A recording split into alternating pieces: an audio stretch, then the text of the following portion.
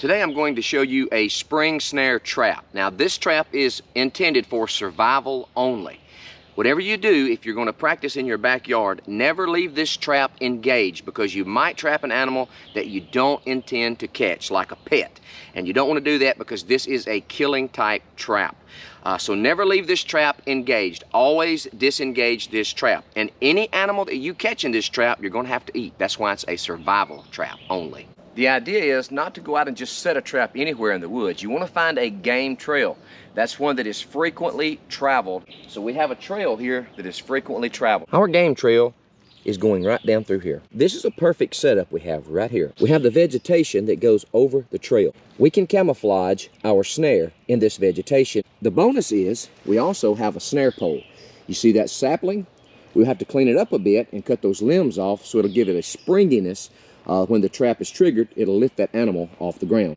The trigger system that I'll be using today for this spring snare is known as the L7.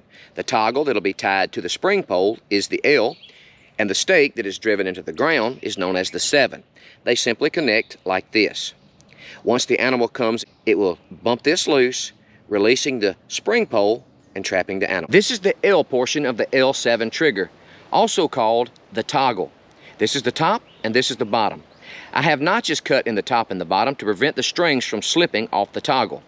The top of the toggle will be connected to the spring pole. The bottom is connected to the trip wire, also called the snare. And here's the top of the toggle, and I have my slip knot that will go over the top portion of the spring pole.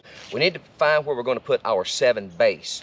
So it's going to come down and drop about right here, and that's where we need to put the base. Pulling down on the spring pole, holding the tension, this is how the L7 connects together. I'm easing the tension off the spring pole, and that's how it holds. The cordage that is attached to the bottom of the toggle is the trigger and the snare. When the animal is trapped in the snare, he sets off the toggle. 2 great things about the L7 trigger. Number 1, no bait is required. Number 2, it doesn't matter which direction the animal is traveling. For demonstration purposes, the animal travels through, his head gets in the snare begins to tighten, he fights, he's caught, and we have food. The spring pole can cause serious injury to people as well. So please make sure that you and the people with you are never standing over top of the spring pole, especially while setting the trigger. Always stand at a safe distance on the side of the spring pole. You want to make sure to be safe and not sorry. Thanks for watching.